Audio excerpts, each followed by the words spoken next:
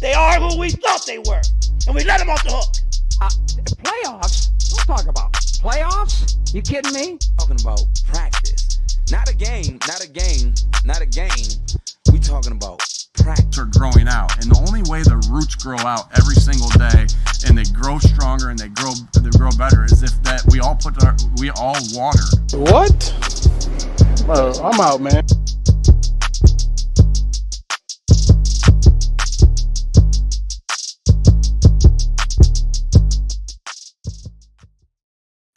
What's up?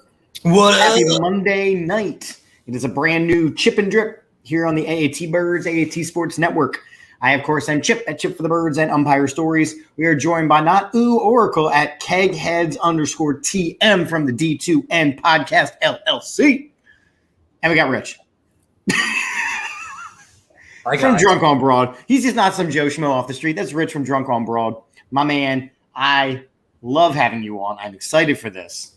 Dude, it's been shout out to JD for some new logos and stuff. It has been forever, Rich. Forever, dude. I missed talking to you. We've had great times. It was the best of times. It was the worst of times. We wasted our great collaboration episode on a drunk. Never forget that moment. We did. It was on this network, not the Drunk Network. I know, and it would never even make it on the Drunk Network because of how terrible it was. But I'm so excited to be here. I'm so excited to talk to JD. So excited to talk to you. There's so much going on in the world, especially Philadelphia sports. I'm just super excited to be here. And I'm sober, so let's do it. But you don't have to be. You don't. But no, I can't repeat past mistakes, but can't do it. Not going to ruin this show. But that's why we started, vetting guests before we put them on. Yeah. I mean, you were pretty much the one who told me after that show, you really need to start, get a little FaceTime with these guests. And I'm like, you know what, Chip? We're new. Start now. I'm like, it'll be fun. Yeah, and that was the last time I think we had a normal person guest. Mainly because of that reason. I think we swore off guests that night, and it worked. So thank you for the advice. Yeah, happy to help. So we got a cool show tonight. JD, since he's a teacher now and stuff, gave me homework, to which I just finished at the last minute a couple minutes ago. Shout out to Adam. What's up, Adam? Adam. We are coming off of AAT Sports Network, a pretty cool weekend where we hung out with Hollis Thomas all day Sunday. After the Eagles and the Browns played a preseason game, we did an hour-long show up in Sports and Social in Allentown.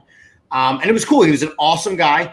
Tila, we know Hollis is your new husband. He's mine as well. One of my Camp America people put a comment in the group chat saying, "Who weighs more, Hollis or your entire family?" To which I just responded, yes. He is a husky fella. Big boy. He is. But it leads me into reminding the good people that you can still get your ticket for the ultimate bus trip to FedEx Field, where we are partnering up with a bunch of podcasts and 97.5 Fanatic and Hollis Thomas and Philly Sports Trips to go invade FedEx Field and harass Carson Wentz at the 100 level. You get a bus ride, you get a T-shirt, You get a ticket to the game. You get food. You get booze. You get all the goodness. So buy your ticket. Tell them the AAT Birds sent you. Please do it this week or next week, I think, at the latest, because I know that they are trying to get people signed up. So do that thing. Link is in the show bio. So you want to make sure that you are doing all of that good stuff. Yes, people do need to sign up or have total FOMO, which, of course, for those of you who are not aware, is fear of missing out. And shout out to Jason. What's up? There's so much that is up. JD, talk about what you got. What's this new cake heads thing? You're not ooh anymore. Well, cake heads took the place of like the ooh. I told you guys that last week. I know, but you have new audience. Go ahead. Oh, so yeah, it's taking the place of Obvious Outsider that's on our network on D2N, and where I just interview a different person every week. So I just go through and like interview, like maybe I'll interview Rich one week, like, and then I'll interview Don, and then I'll do Chip very last because I see him every week. But it'll just be everybody that I just interview, and we'll just be talking about whatever. And there's no actual script to this, so it's really just a free for all. So it's whatever's going on at that current moment. I'm just talking to them about it, and then if there's drinking involved, then maybe, because it's cake eggs, and that's the logo that you see in the corner of my screen. Invite me. I want on. That would be freaking. You have to come on. You have to promise to come on drunk. Oh, deal. Okay, fair. The Tuesday? Come on. Adam wants to know, we're doing pregame shows at Sports and Social during the season. We don't know yet. We just kind of, I want to say, use the word audition there yesterday. The place is great. Great food, great vibe. It is cool. It's up in Allentown, right across the street from the PPL Center. Hopefully all things went well, and hopefully, because they're brand new, I think they opened in March, I want to say. So, I mean, hopefully they can put us into their budget. Maybe we can work our way up there. It was cool. What? And we got interviewed by Service Electric. Thanks, wife from the couch, just listening to one side of the show. I heard that I was put on blast on this show. So No, you were not put on blast. I was interviewed by Service Electric, and they were asking about my involvement with this AAT Sports Network. And I said, yeah, and I do a show every Monday night. Myself and my partner, JD, who lives down in South Carolina now. And I just kind of like, oh, sorry. Hold on, drop something. Who is your name? I'm for I picked it up, though. That's what it's about. I appreciate the name drop. Yeah, for sure. Happy to help. All right. Rich, it has been a while. Are you familiar with the wheel? No. Okay. JD, do you want to explain the wheel while I pull it on the screen? Yeah, it's just a wheel we use to like decide what topic we're going to pick. We have no idea, and this is a complete shit show. So we just use a wheel to pick out how we're going to do it. It's my favorite type of show. Complete chaos. My favorite Let's type call of it complete chaos. Let's do it. You know what shenanigans are? Shenanigans? Is that the place with all the shit balls and the mozzarella sticks? Oh. Do you know Shanann? No. What? She came again. God. JD's line. We're going to get canceled.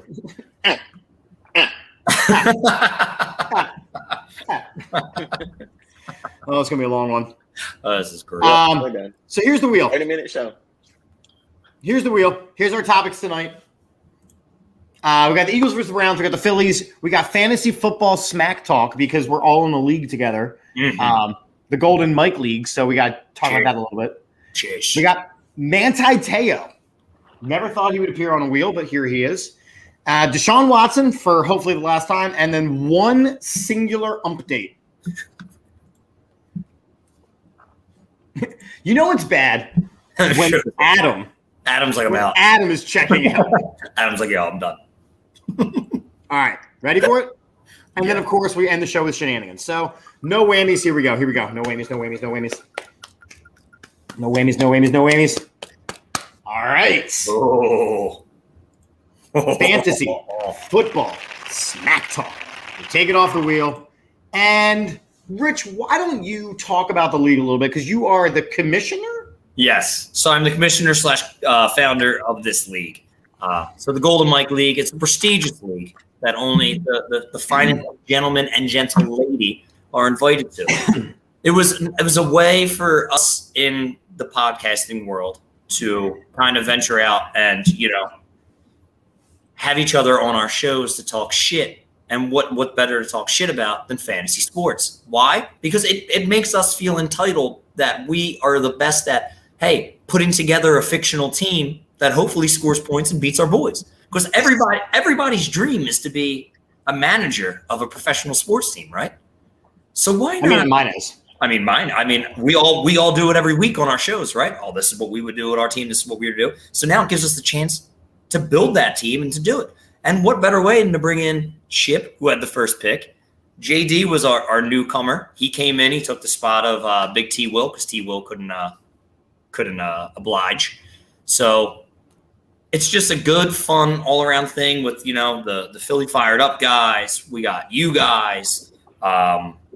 We got Scotty Knows. We got Britt Lifts, just one of the perennial powerhouses of Twitter and that group and all the circles that she runs in with the Eagles crowd. She won last year. Shout out to Britt, the champ. And Britt's one of my girls. Yeah. So it's great, and it's good for our podcasting community, and it's good for us just to be able to talk shit and have some fun during the football season because it's essentially what we like. I hate that it's a super flex league. I made it that way last year. Shout out to Jason for fucking talking me into that because I absolutely hate 2 quarterbacks. But Jason's like, you got to do it. It's the coolest thing. Said no one ever, Jason. But no, it's fun, and we just finished our draft. Poor JD got stuck in a meeting, had to kick some kids out of school, so he wasn't able to be in there with us. And auto draft, still a better team than Chip, which is kind of crazy. All right, let's have that conversation because I don't necessarily agree. I don't disagree that your team sucks. I'm just Can saying. Can you put the teams up on the screen? No, it's on my app, so I can't access it. If you have it on, so it's the same login on the computer if you click on Sleeper. So Chip has the number 1 pick. All right, JD, you weren't there for this. And my buddy Nick, who was formerly of Drunk on Broad, had 2nd pick. Superflex league, usually quarterbacks go first. So we're looking at Chip, and of course it's me, Jason, Joe, and Don. We just finished a show. We're getting on. And the first thing I say is, Chip is going to fuck this up. And they're like, no, he's going to be fine. I'm like, he needs to take Josh Allen here. If he doesn't take Josh Allen, Nick's going to take Josh Allen. And Nick is pretty good at fantasy sports, and he's decent at drafting. If this was a normal league, I would say, Chip, you did the right thing. But you took Jonathan Taylor 101, and I was like, fucking Christ, you just gifted Nick Josh Allen. And before I could even say that, 2nd pick goes in Josh Allen. And I was like, mother. So here's the thing. And I say this a lot. I got back into fantasy. So I was in fantasy football back when Yahoo was just starting out with fantasy sports, back in the day. So I was involved in fantasy football, fantasy baseball, fantasy basketball, all that stuff. And then it got to be this big, huge commercial thing. I'm like, I'm not interested in this anymore. Yeah. So I took years and years and years and years and years off. I did not understand that it was a different kind of league until pretty much the moment you said that about 30 seconds ago, that I should not have taken Jonathan Taylor. Because every other league, you're supposed to take your running backs first because they are such a high commodity. Exactly. Now, I will tell you between Jonathan Taylor and the quarterback that I eventually ended up with, it's only a 2-point difference. Yeah. Gator, I did call – hold on, wait, time out. Gator, I did talk to Bowers. I went step by step with my draft process. He sent me a thing. He loved my first pick. So I don't want to hear it. I do think that Jonathan Taylor is the best player in the NFL right now. But here's the best thing that Chip did, which is also I couldn't believe that he did it. I couldn't either. I know what you're going to say. You want Kyle Pitts, and then you decided, it's a great idea to get George Kittle right after it. But I'm like, why are you drafting 2 tight ends when there are plenty of players on the board? It just made me laugh because I'm like, all right, Chip's nuts, and I give it to him. And the funny thing is your team is probably going to do very well. So for the people who want to know. My team is going to be interesting. And the one thing I'm like, Chip. His team, Kirk Cousins, Jonathan Taylor, Clyde Edwards-Helaire, who might not even get the start. It might be the Pacheco guy. Stephon Diggs, Mike Williams, great wide receivers. Tight ends, Kyle Pitts, George Kittle. Okay, that's great. Tyler Lockett. Well, by that point, we were starting And to it's pick garbage. Gainwell. And then your second quarterback is a guy who's probably had 4 games in Carson Wentz. And then Chip goes, the best part, JD, who does he put on the trade block? His third quarterback, Marcus Mariota. So this is a league where there's no damn kickers. I'm not. No kickers, By no the way, defense. Max, I want to talk about this comment.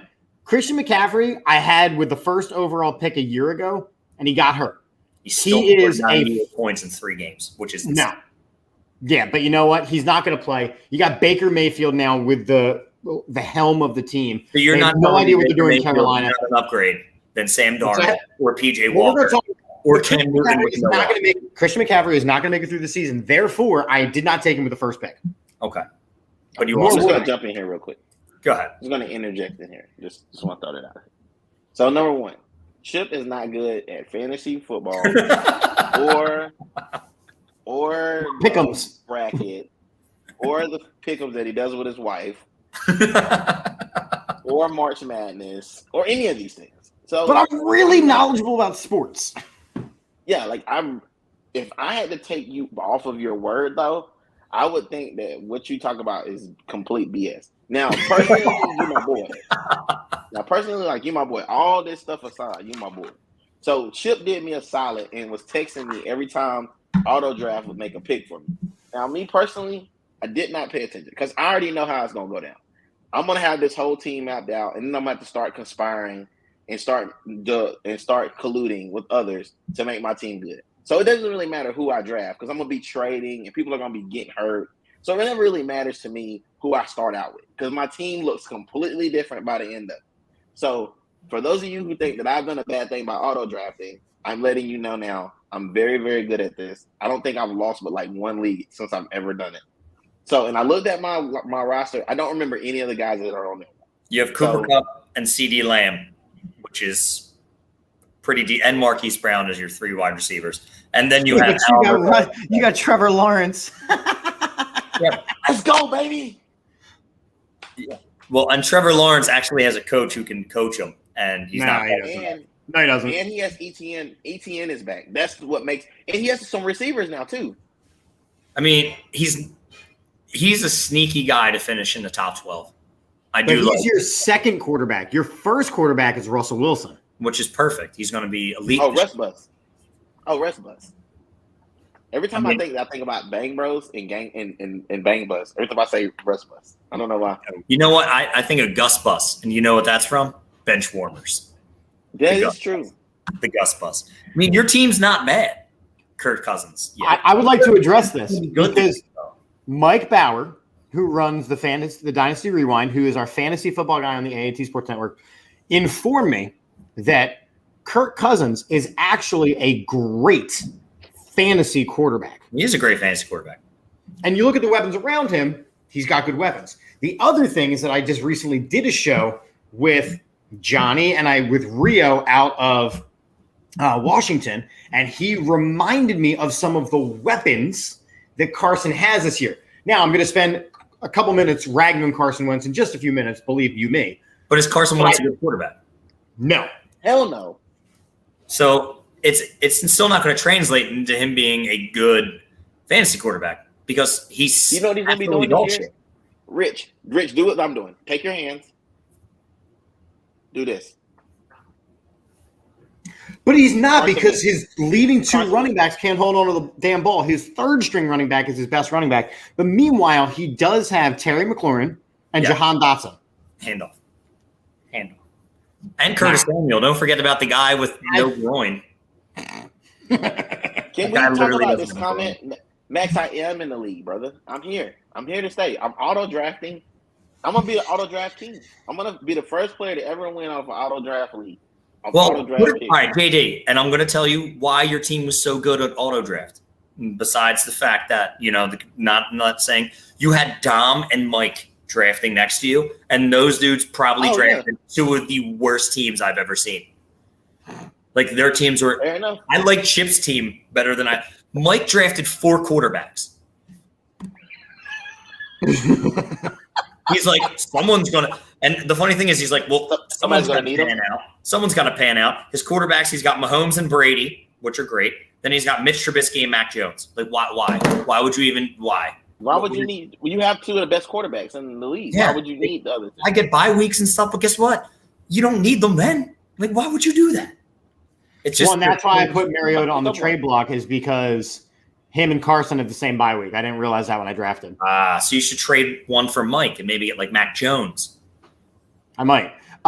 Max is saying that Jonathan Taylor is not going to have as great of a season because the team's going to throw the ball with Matt Ryan and then Carson Wentz. Problem is that they still don't have wide receivers in Indianapolis. Yeah, Michael Yeah, Pittman, he's going to be throwing it to a ghost. Alec Pierce. Trash. You don't think Michael Jonathan Pittman Taylor and one of the best offensive lines in football. He's going to get his carries. I don't know. I think Michael Pittman's going to be pretty good. I think you know what I think they're about to turn Matt Ryan into? Carson Wentz.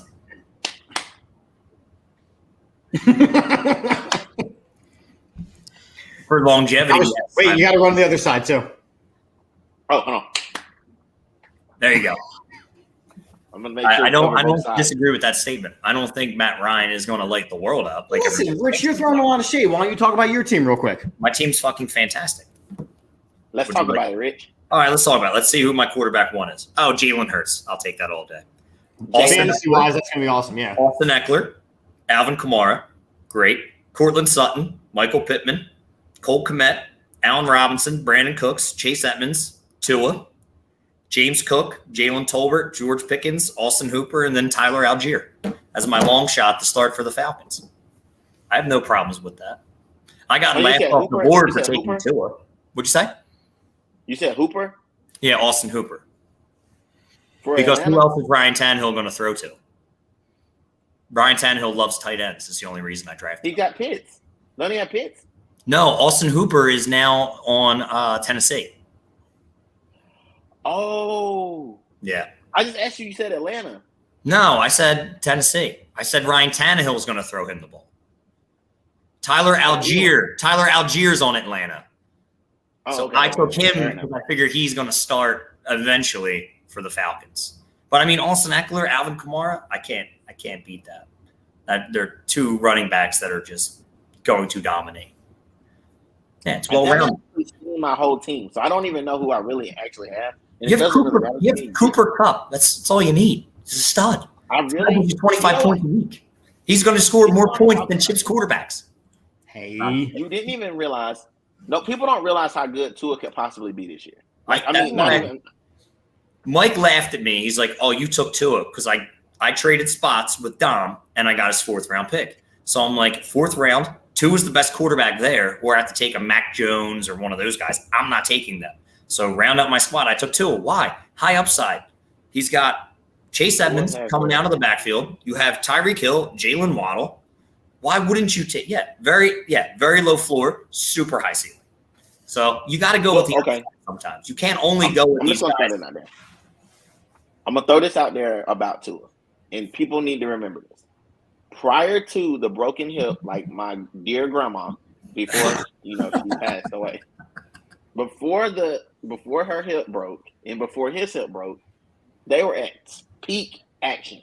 Yep. So I think to say that Tua can't still throw the ball is actually kind of asinine when he has speedsters.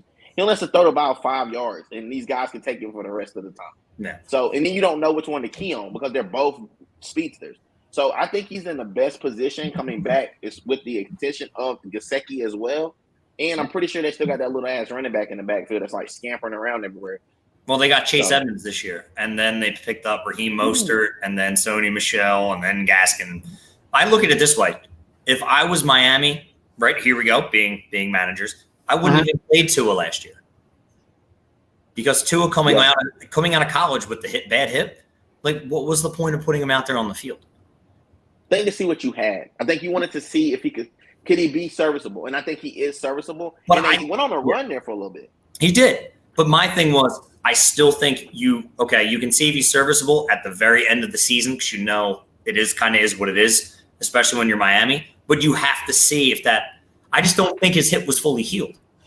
But, and I think Max's comment here is important, is just getting them on the field playing is so vital. Yeah. I think they just needed to see what their shiny new toy could do. And Brian Flores, since he wasn't even a Tua guy, he wanted Herbert. He was kind of like, Gee, I wonder why. well, yeah. Who knew Justin Herbert would be this good? Like I People who drafted didn't. Justin Herbert. I didn't think he was I going did. to. I didn't think he was going to be a top 3 guy in the league. I thought he was going to be good, but I didn't think he was going to be a stud. Listen, that dude he ticks like every box. He's like Trevor Lawrence. He's gonna tick every box before it's all said and done. I know you ain't hearing that, Chip, and I know Tila's somewhere throwing up in her mouth, but but Trevor Lawrence is he's a good player. He's been good the entire time. He had a shit team last year. He had his drunk ass coach fondling some woman at a fucking bar last year.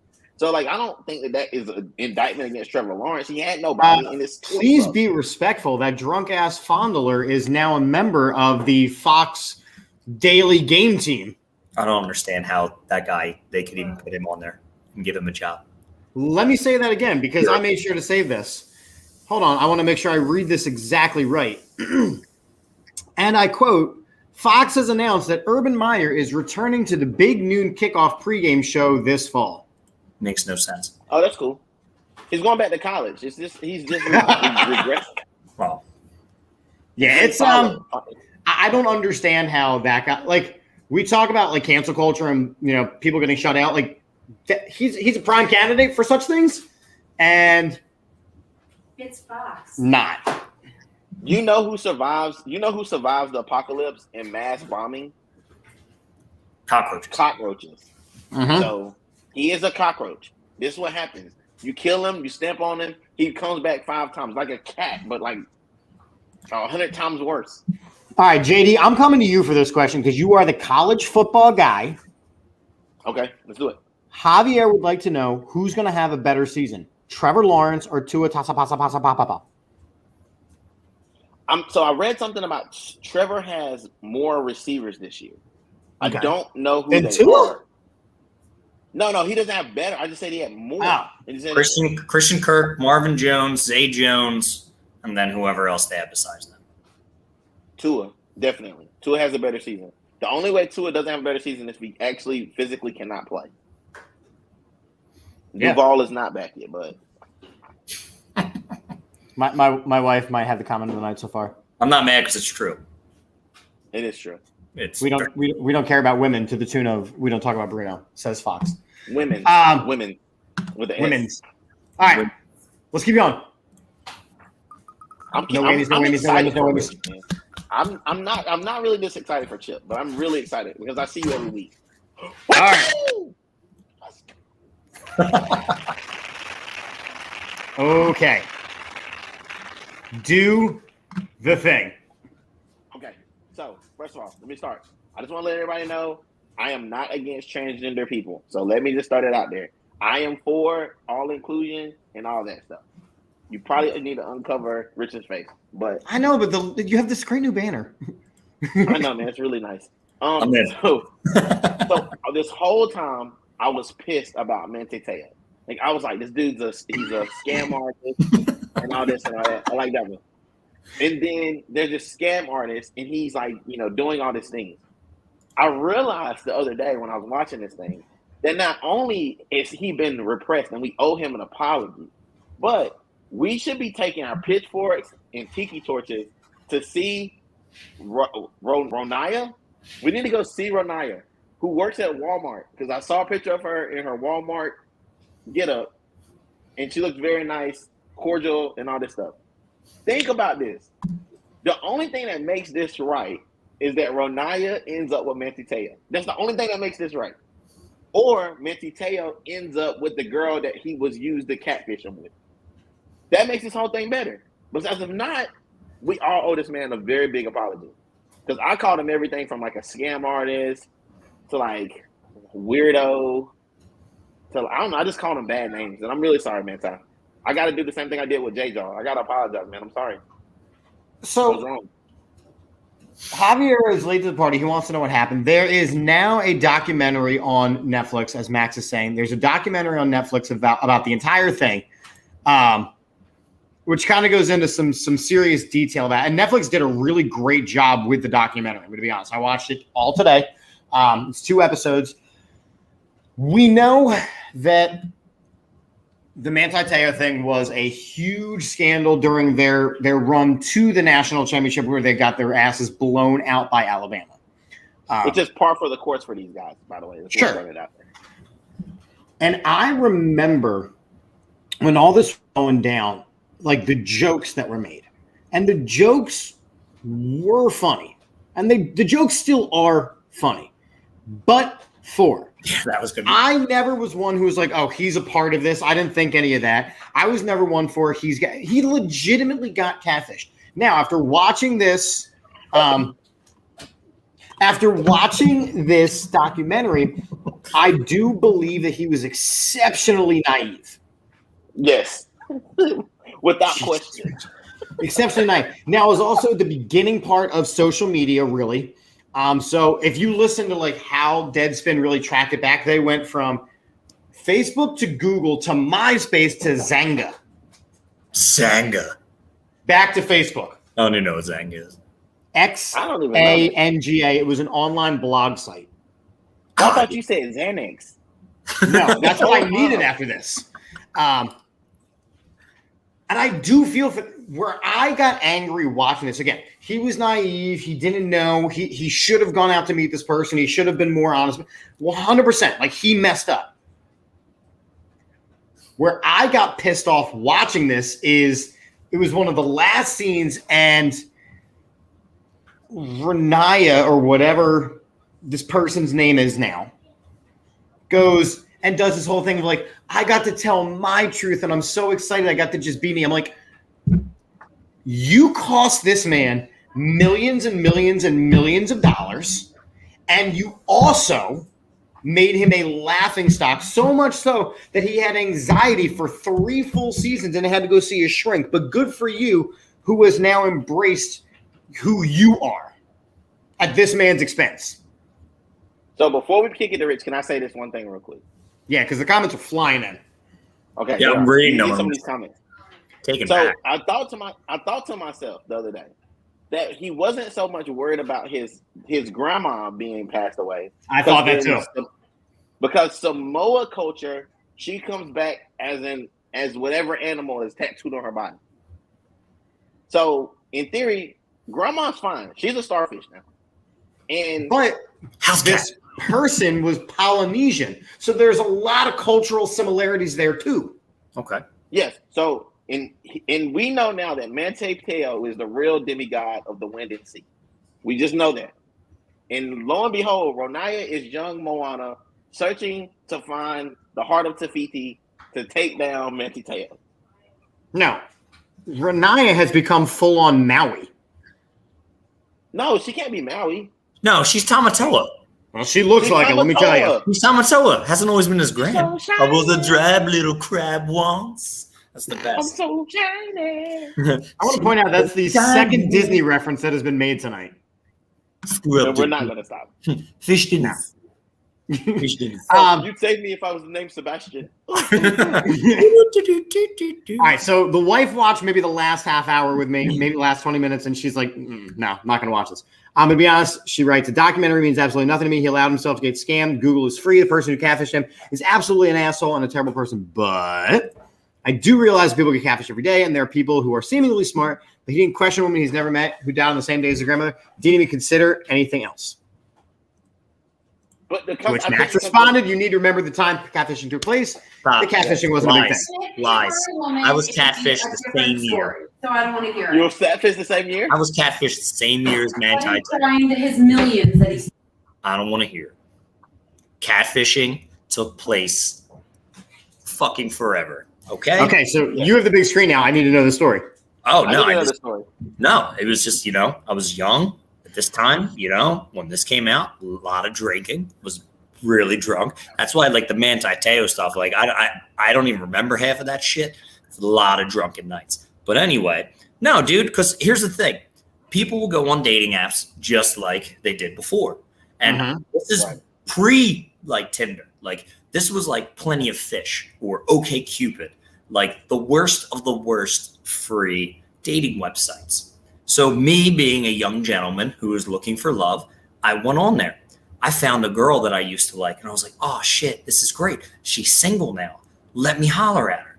So I hollered at her, and we were talking back and forth. She's like, all right, let's hang out. So we meet up. I get out of the car. I don't see her. I walk up and I'm standing in front of the place we were going to eat. Well, she was standing next to me, and she looked exactly like one of my best friends. And I was like, oh my God, like, you're blah, blah, blah. And she's like, yeah, you don't remember me? And I'm like, holy shit. She used pictures of herself from like 5 years before, and she looked completely different. And it was just kind of like one of those things. People get catfished all the time.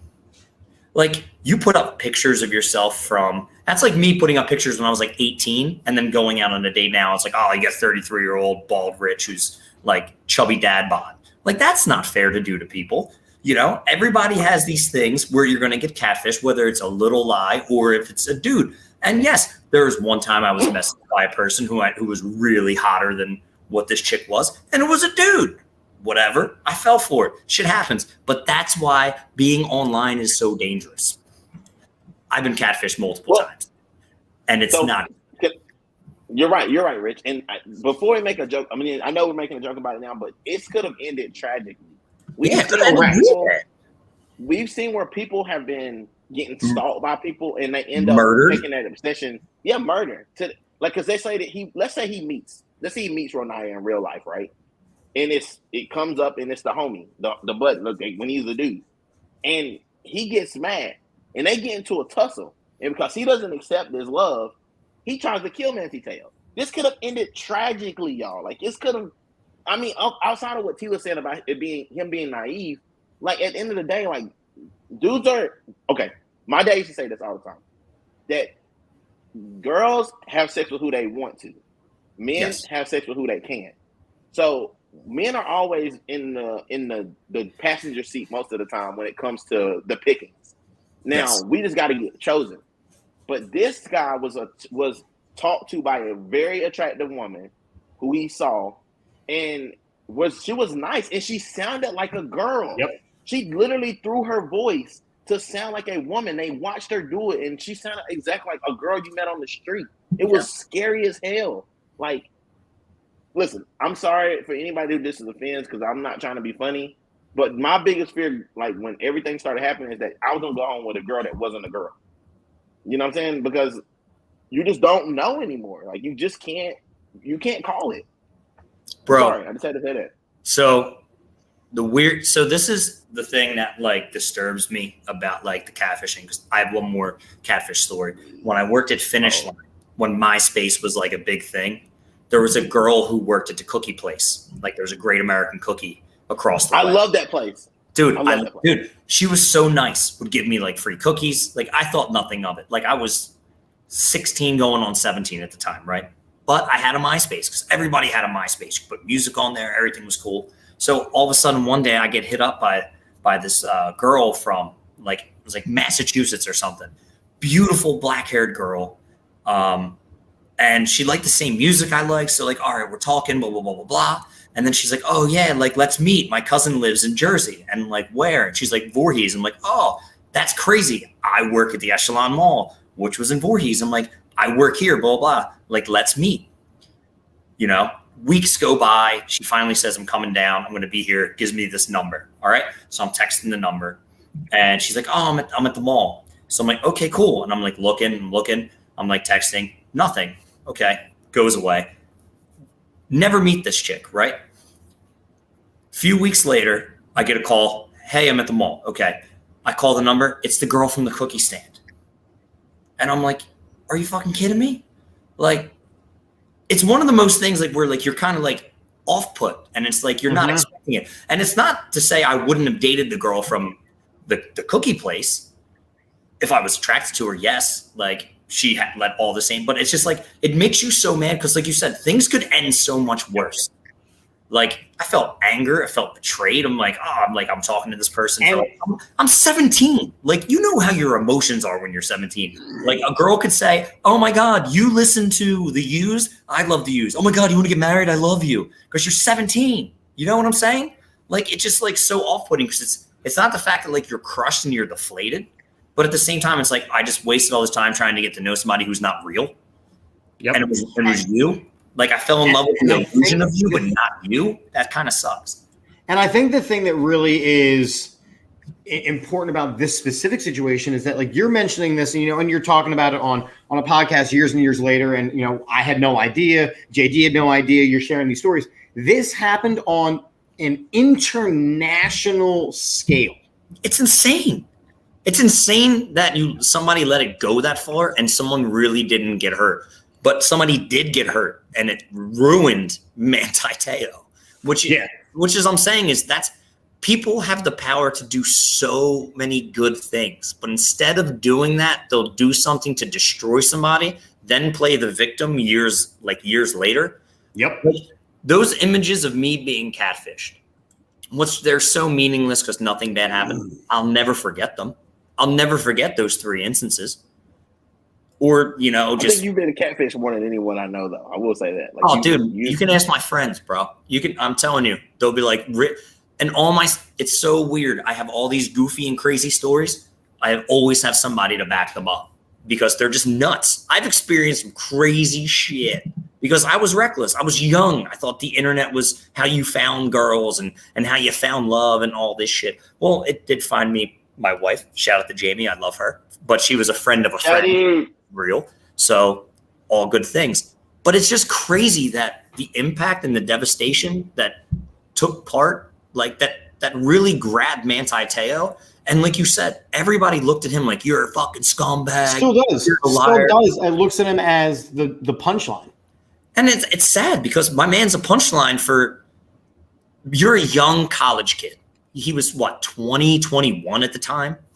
Yo, man. Yeah, going from Hawaii to South Bend, Indiana, and finding like the one person who shared the culture with him. Yeah, and who could relate. And that's what everybody looks for, like in somebody. And that's why people it's weird enough to fall in love on the internet, but you find somebody who relates to you, and behind a computer screen, when you're not talking to somebody face to face, you can be your real self. So he divulged all this information to somebody who was actually a man who completely destroyed him, made him a punchline, and this person's still alive, which is good for that person because, like JD said, how many times have we seen on the news, woman meets guy on Tinder, goes on date, shot the mother. Remember that chick? The mother of the 2 kids? She fell in love with that guy, and then he cut her up in fucking pieces and put her in different garbage cans.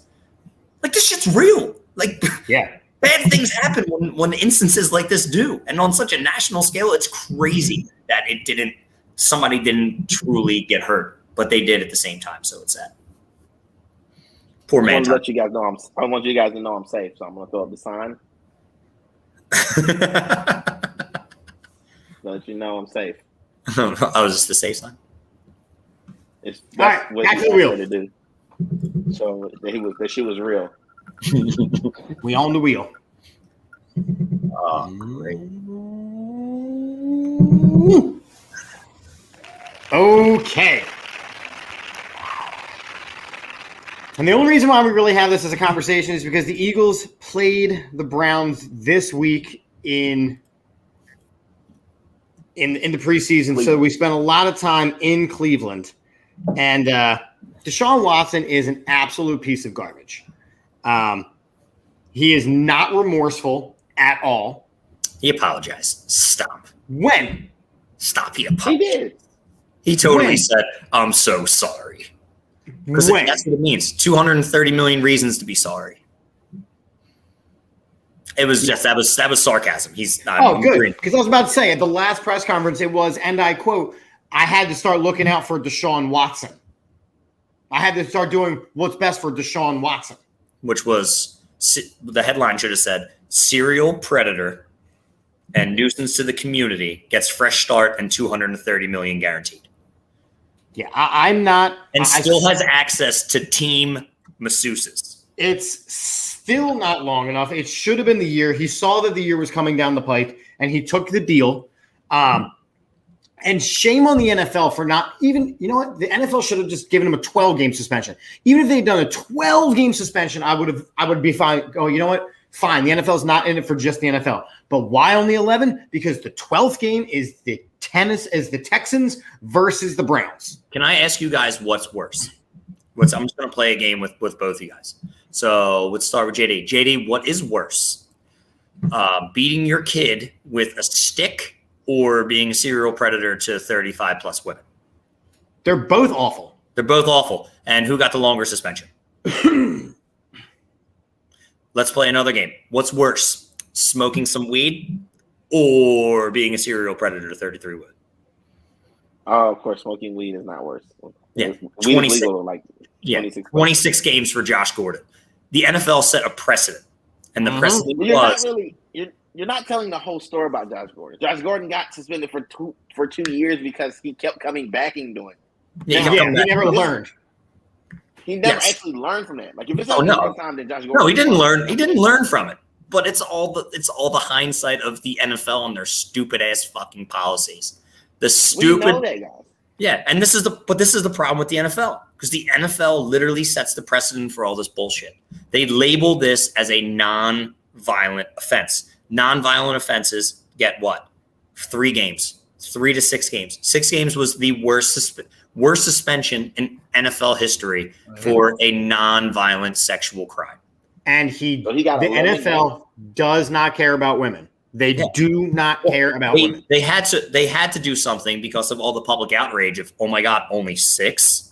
Well, And that's one of the things that, and JD and I have had this conversation on the show, is when the initial suspension came down from the judge, the NFL waited a couple of days to kind of get a gauge on the public outcry. When the public outcry went, no, this is not acceptable, that's when the NFL stepped in.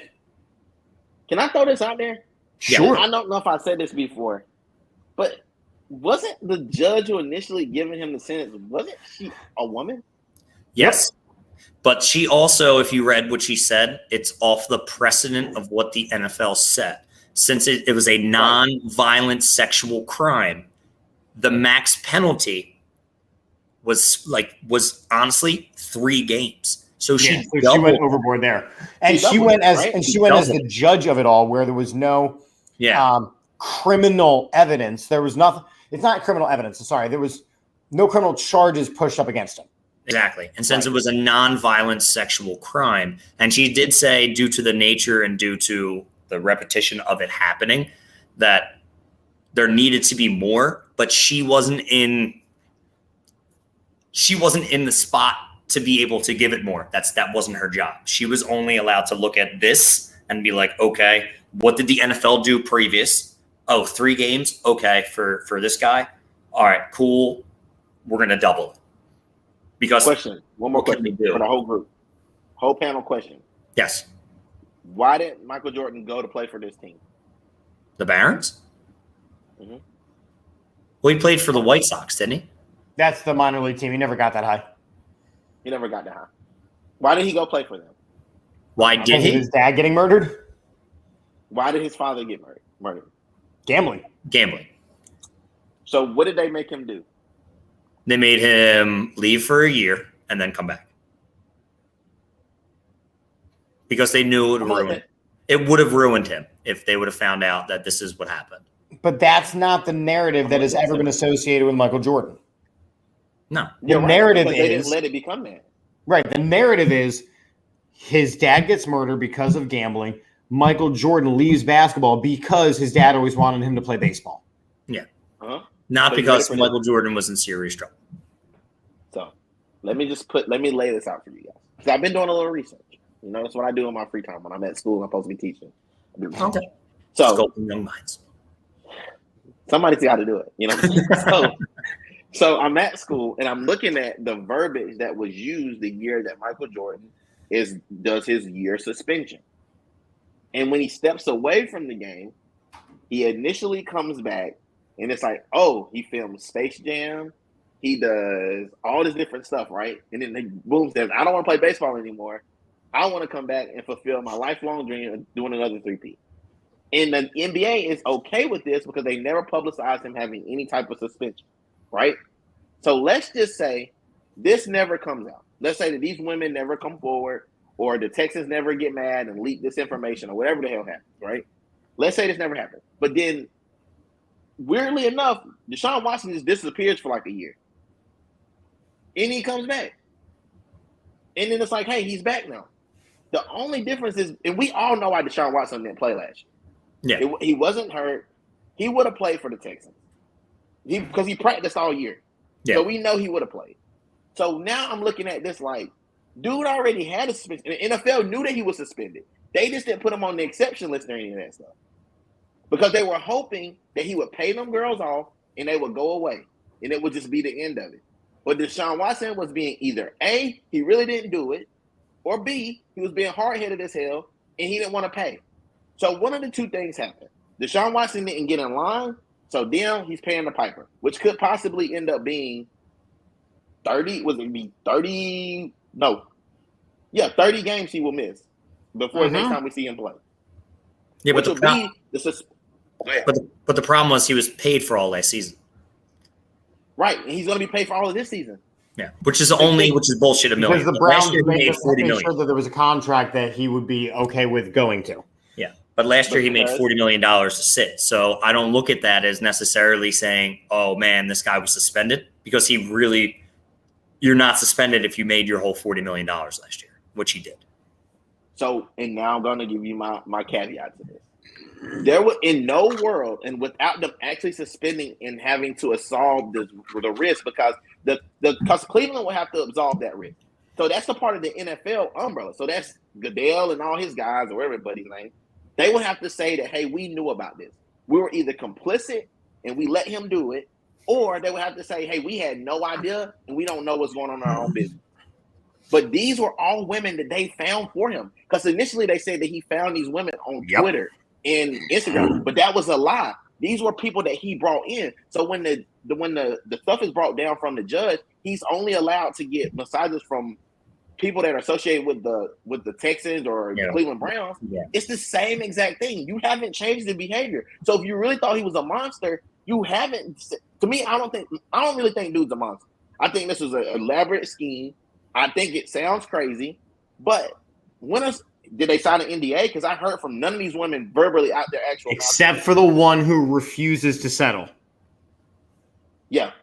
So maybe he is a perv for that one girl, but maybe the 20's a little bit steep.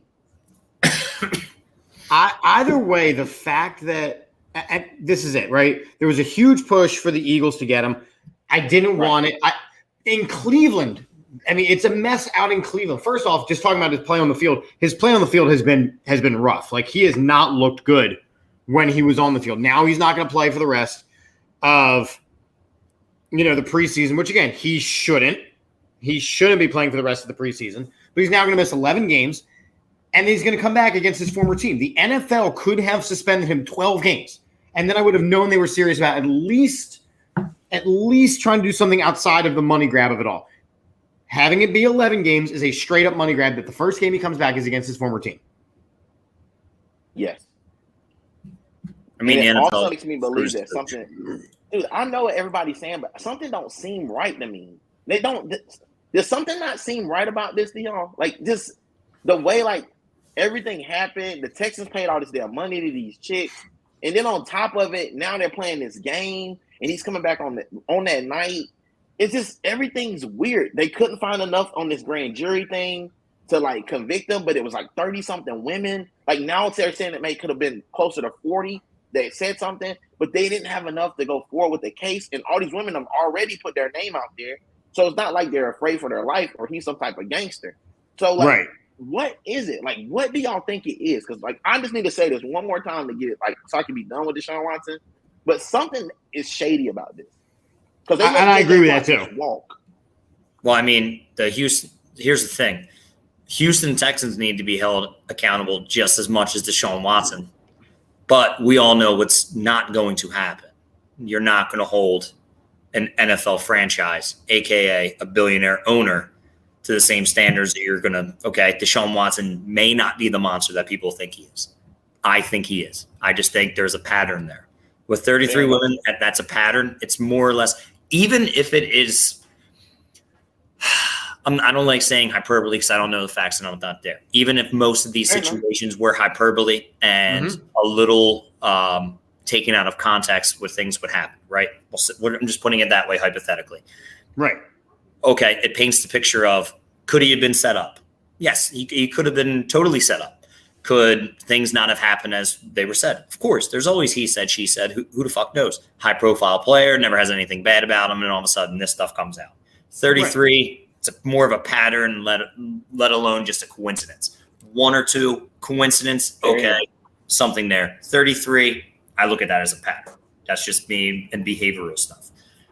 But the fact that nothing is happening to the Houston Texans, then you look at other bullshit organizations like Washington, where Gruden got fired for saying things, but nothing falls back on Washington. From Vegas. From Vegas for saying things. A lot of things in the NFL don't make sense. Same thing with, look at what jerk off New England. Kraft was getting handies and shit. Nothing happened to him. Jerry Jones. They caught him in the middle of getting a handy. Yeah. And yeah, they caught it on camera. What does it say about the NFL? The owners are protected and there's nothing you can do about it because they run a $1 billion industry, right? So multi-billion dollar. I apologize. Yeah. Does something seem off about it? Yes, because I thought from day one there was something off about it. But like I said, pattern over coincidence. Right. But you honestly, you can never know in today's day. I just don't want to say. That 30 for 30 is. We need that 30 for 30. I need that Netflix documentary. Yeah, it's just crazy. I just don't want to discredit 33 women. No, I don't either. I don't either. But it's the NFL, so you literally don't know. I agree. And there we go.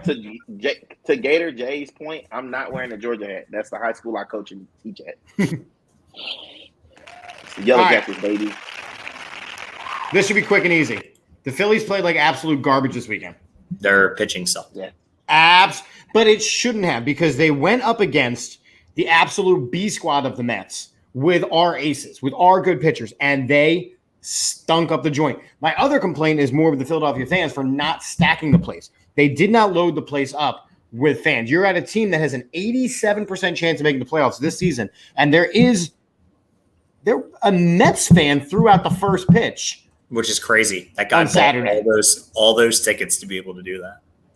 A Mets fan threw out the first pitch on Saturday. I'm just saying there's a lot going on now. I do think having Bryce Harper come back next week will be big. If you have an opportunity to get out to Lehigh Valley and go see Bryce Harper playing minor league baseball, I'm actually shocked that they're going to have him do that, because if he was playing in the field, that's a different story. But because he's only swinging, you can simulate that enough and then just put him back in the field. But good for the Lehigh Valley for getting a serious boost in attendance. Yeah. Into the minor league program this weekend. But the Phillies have got to do better. Absolutely got to do better. Yeah, I got nothing for you. I could care absolutely less about the Phillies. It's one of those things where they bring you back and then they let you down. It's the same shit. The consistencies of the Phillies. You know what you're going to get. And tonight they're kicking ass. Oh, so yeah, it's great. It's back on. Oh, Phillies are going to be a great playoff team. No, they're not. Their pitching is not going to hold up in the playoffs. Let's be real. You run into the Mets again, you get DeGrom, Scherzer right off the bat, chalk it up. If you run into Atlanta, chalk it up. You run into fucking LA, chalk it up. Like, come on, man. Like, this team cannot compete. Like, against the best teams in the NL, they can't beat the Mets. They can't sweep the Mets. They're not going to beat them in a 7-game series. It's just not going to happen. I'm over Philadelphia Phillies. Getting my hopes up and then let me come crash down. Just can't do it anymore. I thought your hair was growing back at one point, but then I just saw you got really upset. So it fell back out. Yeah, I just rubbed it. I saw pieces fall out. Thank you. Got to keep it. I'm here for you though. I appreciate it. We got two categories left before we shenan it up and wrap it up. So here we go.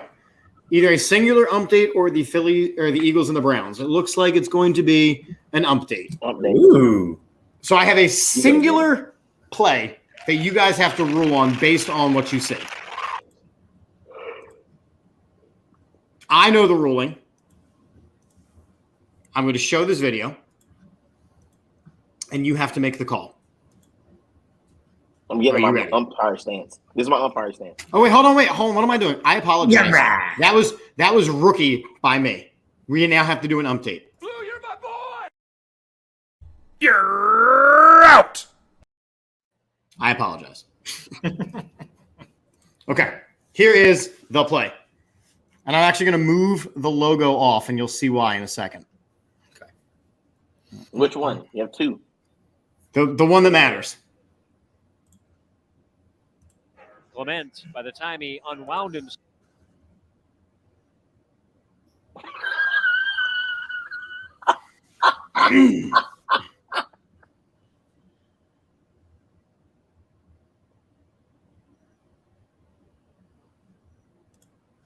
It's the same thing as last week, you weirdo. We did this last week. Fair or foul ball? Fair. I'm not answering this. I did this last week. It's a fair. I'm not doing it again. But hold on. The question is that it's not that it's rolling. It's that it's stopped. It is at a complete stop, which if you think about things like if the ball gets stuck in the wall or under the fence or anything like that, you have a different conversation. You got to give somebody the base or something. It's a fair ball. Somebody's taking some bases. People are taking bases. Guys, it's a fair ball. Yeah. You know what the shortest home run ever was? No. I think it was 12 inches. Game was I know played. It was like, yeah. if you look it up, it was like in the 1920s. It was a rain game. It was so bad. The guy swung, the ball hit down in the mud. Guy ran the bases, got a home run off it, and it was like 12 inches from the plate. So almost the same spot where that ball was. All right, you know what? Fine. Adam says I should have showed the one that he sent me. I just feel like And I'm setting us up for failure. No, I've seen this play too. And hold on, let me get it on the screen for the peoples. 12 inches can go a long way, Rich. Just know that. What'd you say? 12 inches goes a long way. Yes, it does. Especially for $5. You can get a foot long from Subway. Chicken teriyaki. Oh my God. Then someone cuts you off in the middle of you telling that statement. About the foot long. You can get a foot long for $5. All right. Let's see what we got. Here's the play from the Little League World Series. All right. Again, not showing you sound, but here you go. Catcher goes to make the tag. Misses the tag. Matrix. Okay. Here you go. Here's a better view of it. Okay. Okay. Isn't he out of the baseline? Nope. No.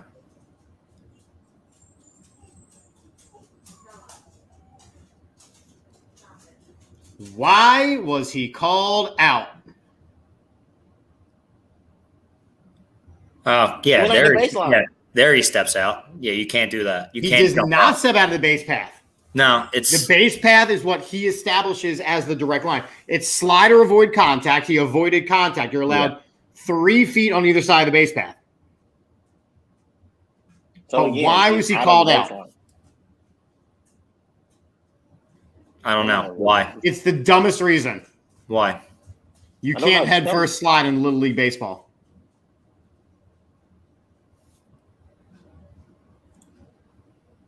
Really? Where did he head for a slide? There. He dove. He just he dove. And that's why it was very confrontational. Because you are allowed to dive headfirst back to a bag, but since he hadn't reached the bag yet, it counts as a headfirst slide. Oh, that's stupid. No. Go back. Run the beautiful beam footage. How far back do you want me to go? Just go back a couple of seconds. Go back to the initial juke. Okay, go ahead. Look. Okay. I'm trying. I'm gonna go. Let me go back to the screen you want here. My gosh. You're making me dizzy. Me too. Just play that again. All right, Play here. from me. 3 feet out of the base path. Now he fell, That's the original slide. but he never reached the base. See, I would have called him out going all the way. Called him out there for out of the base path, sure. And then maybe out not there this too. one. Not this one. This one. I'm calling him out for that one. Because let's be real. You just ran like 4 feet this way. Like, come on. Like, you're not even making an attempt to get to the plate at that time. Like I've been like, well, the first one was good. The second one was fine. But the third one, you jumped 2 feet backward. Like, no. Because if he would have touched the grass, he would have been out. Yep. So no, you're out just for the dumb shit of trying to juke the catcher 6 times. Actually, I'm gonna be honest with you. His effort's A plus. The effort is superb. Like, I got to give the kid credit for it. And in the majors, that's a great play. Yeah. But literally, because he never, like, you have to reach first base to then be able to dive back to it. He never reached home plate. He never literally acquired home plate. Can a catcher just lay on the bag? No. They can't. So if they are not in possession of the ball, they cannot. If they had possession of the ball, yes, they can block the plate. Do you still have to give the back of the plate, right? Yeah, that's why catcher normally receives at the front of the plate. No, I'm just saying. I was a catcher. I get it. But I'm just saying the rules are you have to still give part of the plate. Like you can't, JD, you cannot literally sit on the plate. No, you can't literally sit on the plate. You still. I can't. Like you can put meditate on the plate. When I would catch the ball. I'd have my left leg in front. So if you're sliding into my left leg, which is blocking the plate. But I could not basically stand on top of the plate, block the whole damn thing, and then like catch the ball like a turtle and tag you. No, you still would have to give some of the plate because you could get what you would see sometimes where guys were on the plate, technically blocking the plate all the way. And if you don't give them a spot to tag, then you're safe. And that rule is being enforced in Major League Baseball right now a lot more too. Yeah. Well, it just saves the catcher too because, dude, when you got some fucking kids rounding the bag and all of a sudden they're just jumping into your catcher's leg and you're breaking a fucking leg, it's not fun. It's not fun. It's not safe. No. We don't have to spend very long on this. Eagles, Browns preseason. Was there anything that stood out to either of you guys? It was all backups. Nope. Something stood out to me, guys. Little weirdos. What you got, Bob? Out there. First of all, there's a Clemson player that was out there balling, and I wanted to throw it out there. His name is Deion Kane. Deion Kane did look good. He did look good. He's still going to get cut, but he looked good. Hold on. I mean, listen, you got Rager still on the damn team. So long as he's going to be wide receiver 4. Unless he gets traded. Deion Kane looks better than Rager. I don't care what you guys say. I agree. Pure Clemson athleticism. All right. Yeah, no shit, but you're not just cutting a first round pick, JD. You're not just gonna give up. You gave guys had a great camp. The guy's got a great camp. Man. So we were able to trade him. Trade bait. Guy had a great camp, man. He's just looking at the number wide receiver 2, man. He's gonna be better than Devonta Smith. It's gonna be him and AJ Brown on the outside. Listen, I saw something today. I want to throw this out there to you guys. Some weirdo in some weird ass place that we used to call Earth said that they were trying to make a trade for Kareem Hunt when trading Devontae Smith. I saw that. No. I heard Kareem Hunt for Andre Dillard. I heard Kareem Hunt for a second and Gardner Minshew. I'll take both of those. I would take both those deals in a heartbeat. I'm not going to happen. Kareem Hunt is not going to get traded for a pack of now and laters. Nah, you could probably give him a 5th and Dillard. I would say that probably gets it done. I'm not giving up a second for a running back I'm not going to pay. But that's kind of the point that I was going to say too. Max makes a good point. Miles Sanders cannot stay healthy. That man was walking to the car today, tore his ACL. Yeah. Miles Sanders for Hunt, yes. But again, no one's going to.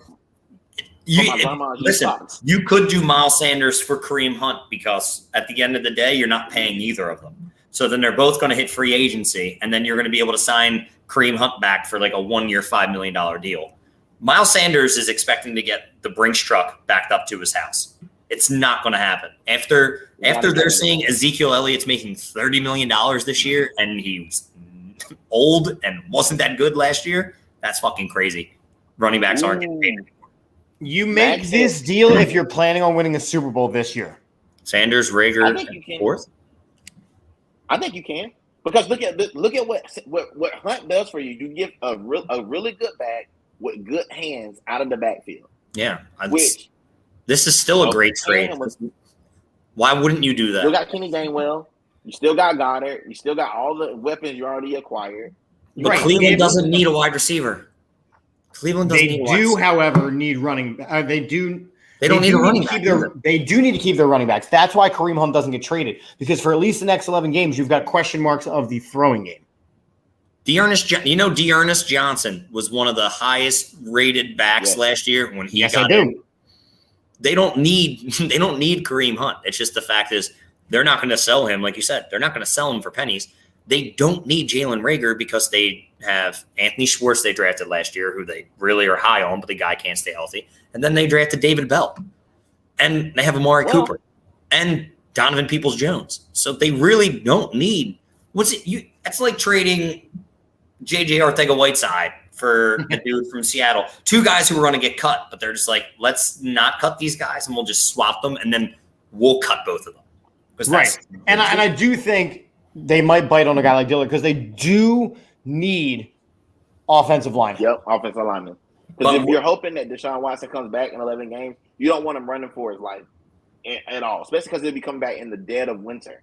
But Dillard played in winter. Dillard looked good against the Browns. He did not look bad. Again, it was against thirds. He's not going to play, though, behind Lane Johnson and Jordan Mailata. And Lane never stays healthy. So you're going to need him. What we discovered is Andre Dillard can't play right tackle. So you have to move your star left tackle over to right tackle. You have a better chance of like Jack Driscoll moving over to right tackle. Yeah, it's just tough. I don't think I'm trading any of my offensive linemen. If they'll take a 5th round pick for Kareem Hunt straight up and say, hey, we'll throw in Reagor, I'm fine with that. But I'm not giving. I think you get the deal done. I can't get. You get the deal done with Dillard. I can't give up that. That's too much. JD, what time is it? Time for them shenanigans, baby. Shenanigans. Oh, shenanigans. I got a couple for us here tonight. Shenanigan number 1. No choices. I feel like I'm on Jeopardy. What is the greatest sports movie of all time? My opinion? That's what the shenanigans are. Oh, okay. I'm going to say D2, The Mighty Ducks. That is a classic, and it's the best one. Junior Good Bowl games, baby. They beat Iceland. Yeah, and then the goalie from Iceland then somehow learns English perfectly, and in D3 becomes the varsity goalie. Yeah, becomes a Scooter. No, fair enough. It wasn't the goalie. It was Gunnar Stahl.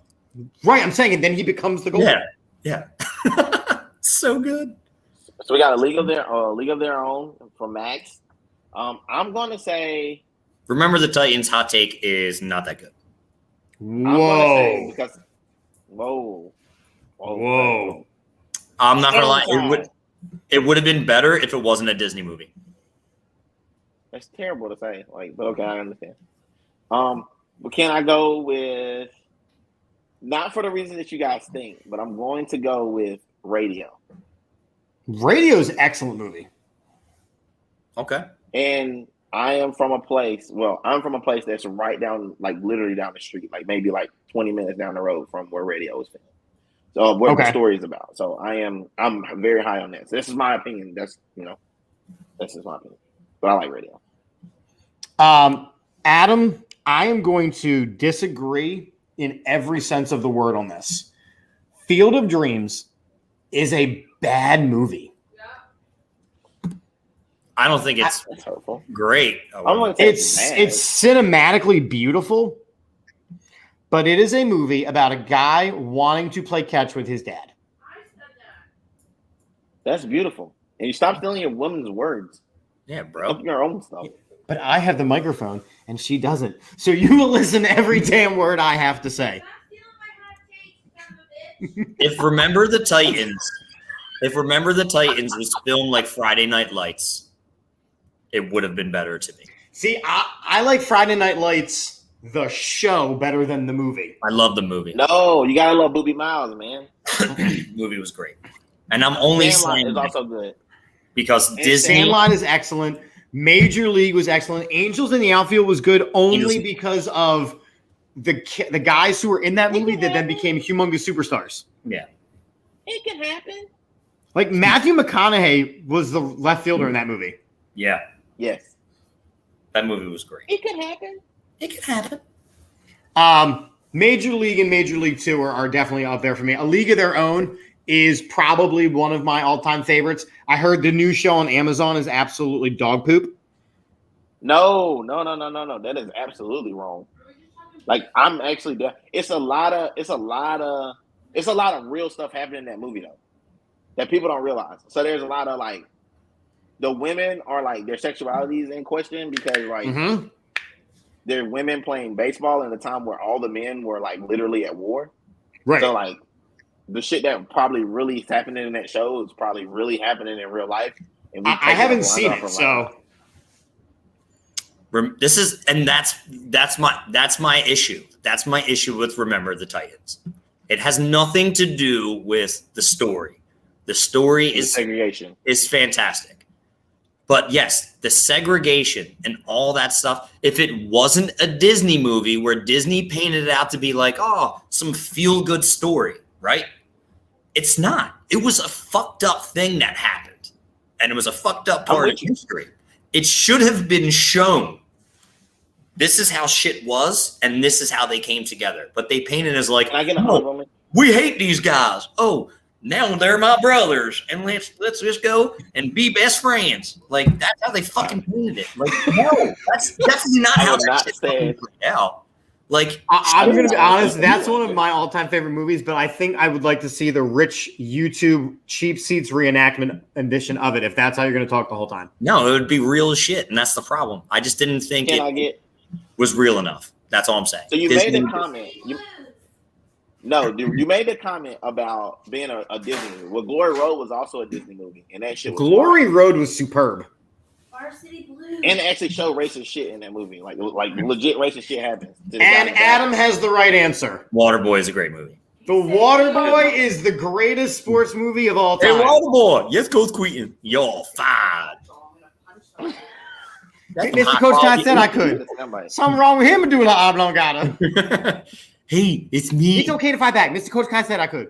It's me, your daddy. Roberto. On that level as well. Remember time Babu Boucher showed up at halftime and the Mud Dogs won the Bourbon Bowl, do you?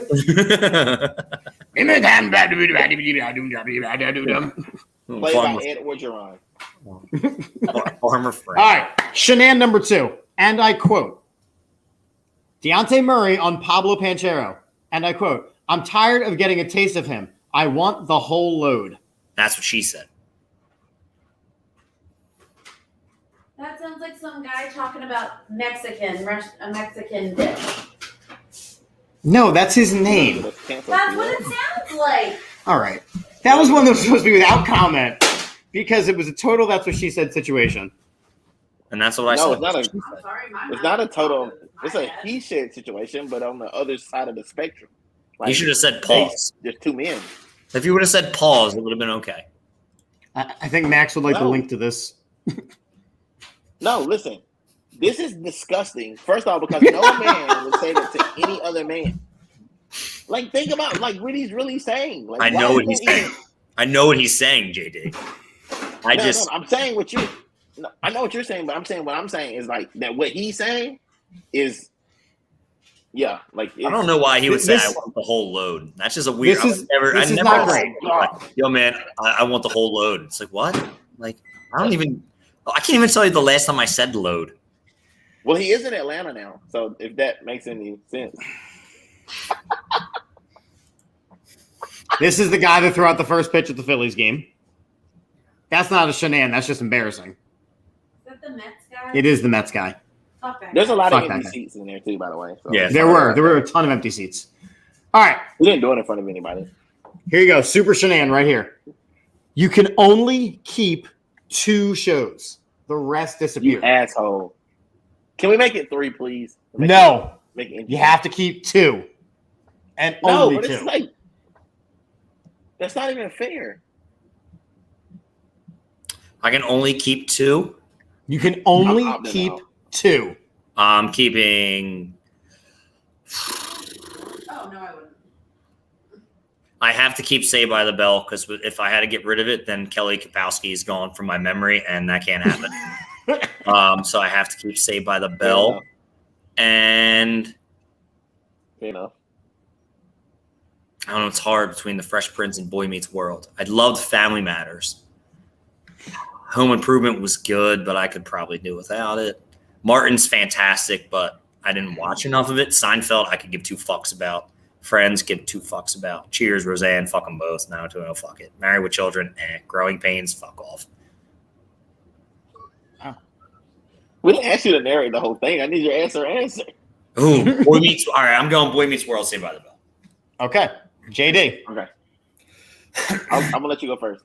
I want to go last. All right, so for me, because of the teacher side of things, it's Boy Meets World is a keep automatically. And then for me, Fresh Prince is a keep. Because number one of the Philly thing, but number two, growing up as a Caucasian individual, it was my first glimpse into any other culture. Yeah, true. Fair enough. True. I'm gonna be real with you. I will not be choosing Fresh Prince because I believe that Will Smith is a fuckboy. So he is automatically exiled from anything that is ever. I don't care what he's done. Like you can take all of his movies away at this point, as far as I'm concerned. So he's automatically exiled. So I'm going to go with Martin because I love Shenanigans and all them movies. Like I love the whole cast, and the fact that he played all those characters simultaneously is one of the best. And I'm going to throw, and I'm also going to throw out there. You can't leave Boy Meets World because like Topanga made me start liking white girls because I didn't like white girls before Topanga. So Fair. She changed my life forever. Fair. Nothing against white girls, but Topanga was the bomb.com. Yeah. Okay. Well, I'm glad that we all agreed on Boy Meets World at least. It's one of the best. One of the best shows. It is one of the best. Family Matters was fantastic. And that's the thing. Like this is a great list. Full House. Honorable mention. You can do an honorable mention. I'll let you have one now that you played my game. Married with Children. No. Bundy wasn't man. He was that dude, man. I'm telling you, bro. Like you said, you want. There's so many sound bites from that show that people don't even know are sound bites from that show. I'm telling you. Do you guys remember Hang Time? Yes. On NBC. Yes, I do. You guys remember City Guys? Yes. City Guys. It was Saturday morning. Yep. See, you can see why. Yeah. Paul what about City Guys. the Roll with Wayans the City Guys. Brothers show? That was a good one. Do you guys remember My Brother and Me? Yes. No, I don't remember that one. My man, he's like, what happened to you? He's like, you told me to tell him to hit me. He's like, hit me. He's like, what happened? He hit me. How about Smart Guy? Smart Guy. He's a smart guy. What else was there? My Cousin Skeeter. My honorable mention would be Friends, just because of the huge. I mean, it culturally, as far as. Ooh. Yep, Adam coming out of left field on that one. Hanging with Mr. Mr. Cooper. Allie Robinson Pete. Yes. Holly He changed Robinson. my life too as well. Yeah, I would Changed keep my life. Friends as an honorable mention, but And Cousin Skeeter had Megan Good, so like, Dude, there were some fucking bangers. there was some nice women on TV back then. I'm telling you. Where? you can only keep 2. Honorable mentioning. Easy. All right, we know. All right, so JD, we know Rod Woodson. Who's your second? Actually, I wasn't gonna choose Rod Woodson. Actually, He's a Steeler, though. I don't give a shit. Doesn't matter to me. He's not currently playing on the team. I'm taking Charles Woodson and Champ Bailey, bro. Those are my 2 favorites. Fuck off. I'm taking the same. Fair enough. That's the only right choice. Great minds. It's the only right choice. Yeah. There's no other choice. Revis was fantastic. Everyone else kind of was like on the flash in Jets, the I would pan. say. Like Darrell Revis was good as a Jet, and then he sucked kind of everywhere else. Yeah. Sherman, again, good as a Seahawk, kind of had mediocre seasons everywhere Overrated. else. So overrated. Darrell Green, I can't take simply because he was a Redskin. Rod Woodson, I think you can make a case for him, but not a severe enough case. I don't think Richard yeah. Sherman was even the best corner. I think he wasn't. I think Browner was a better corner, You can only keep 1. except Browner's in jail. Only keep one. Citrus cooler. Citrus cooler. All right. I'm gonna be honest with you guys. I know I'm basic as hell, but I drink a lot of this because of the team that I like. So I'm gonna take orange because I'm an orange. Like it's the original. I feel like. I appreciate you guys playing this game, but you're both wrong. The only correct answer is Glacier Cherry. I never even heard it before. Glacier Cherry's good, but Citrus Cooler is the best. Or orange because it's the original. Because without that one, none of these other shits exist. Arctic Blast or Arctic Blitz, yeah, that's a good one. I thought lemon lime was the original. Lime cucumber. That sounds disgusting. Say again? I thought lemon lime was the original. No, bro, because you remember everything was orange when it came out. Yeah, it was the Gators. The Gatorade, it was done in Florida. Florida. When all is said and done, who's going to be the better quarterback draft class? 2020.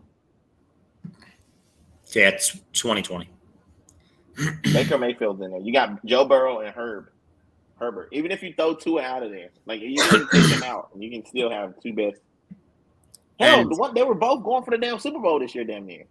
Yeah, and let's be real, Josh Allen's the only good quarterback from that year. I love Lamar Jackson. I love Lamar Jackson. So you can't take it away. Yeah, but it's 2020.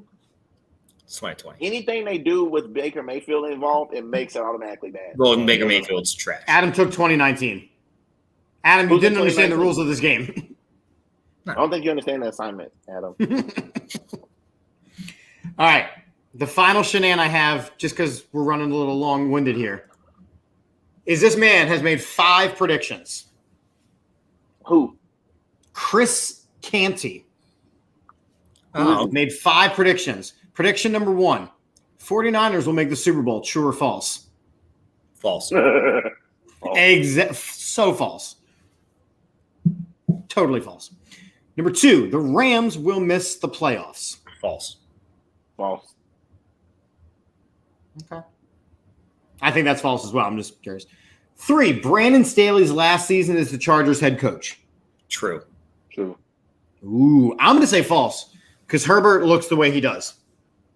Herbert will keep Brandon Staley as the head coach. I'm not saying it's going to be his fault, but I just have a feeling they're gonna come up short, and it's not going to be the head coach's fault.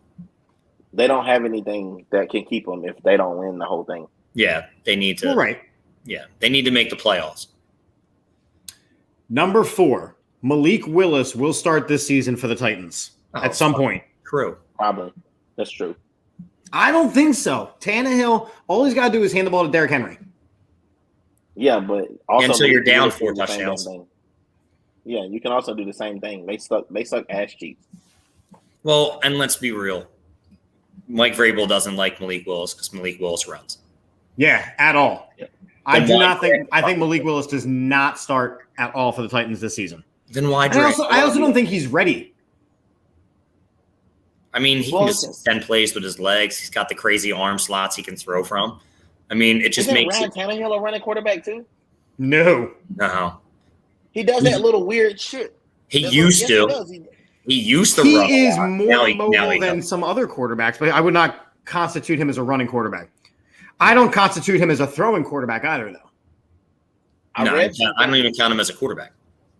I read some things about Malik Willis that says Variable came to watch him work out personally, and that is not something that he does because they believe that is the future of their franchise. They don't have the personnel. That's why they trade away all their receivers. So that is the future of their. But why is he mad that he runs? Because he wants them to pass more. That's why he got pulled.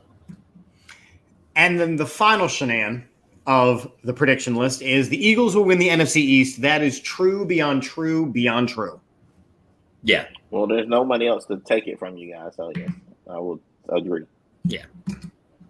Cool. If they don't win the NFC East, somebody should get fired. So. Yeah, but it won't be Nick Sirianni. No, it'll be Gannon. Yeah, it'll be Gannon. Gannon's got his pieces, so. Cool. I have other shenanigans lined up, but I'm not doing them. It's been an hour and a half. I got school and stuff. Again, thank you to Rich for joining us tonight. Like we had said at the top of the time, it has been far too long, and I love when you come on, man. Yeah, no, man, it was a great time. Thanks for having me on, JD. It was a great time talking to you, Chip. Always a blast. I can't wait to get on the keg heads and drink some beers and just talk whatever with JD. I can't wait for fantasy football to start. See what the fuck happens. You know, JD's look at my trades. I like to make trades, so you know what's up with that. I have a plethora of tight ends and quarterbacks. That's all you need. We don't seriously, want any of those. coming on. Check the boys out on Wednesday, Drunk on Broad, 8:30. I will not be on this week. I'm so happy I was able to come on here. It is my son's 4th birthday on Wednesday, so we got a lot of celebrating, and hopefully he gets over the hand, foot, mouth, so we can do that. As you know, with kids and daycares, they get sick. Mm-hmm. But it's all in good fun. Thank you guys so much for having me on. It was a blast, and we need to do this again. So, thank you. JD, were you going live this week at all? Yeah, Tomorrow, we're going yes. to do a show. We got cake heads. We got cake heads coming tomorrow. I got a very special guest. I cannot tell you who it is, but just know there are going to be lots of shenanigans like you see on this show. But I don't know what the topic is going to be, so I'm just going to look up something like right before the show starts and just like talk about it aimlessly until one of us is too drunk to talk. Like drunk my new favorite show. That's my new favorite show. On Wednesday, we have our weekly report. We've been doing our tour of the NFC East. So we have to, I'm going to say talk to, but really poke fun at a Giants person on Wednesday. So if you'd like us to shamelessly pick on somebody and you want to watch that happen, Wednesday night we'll be talking to Lance Meadows, who does radio for the Giants, actually. So we might be a little bit professional, but probably not too much. And yeah, don't forget, please get your tickets. Link is in the show bio. We're trying to sell a whole bus full of people and make fun of Carson Wentz. So get your tickets. And I'm Chip. That's Drip. I'm Drip. That's Rich. And That's Rich. Go Birds.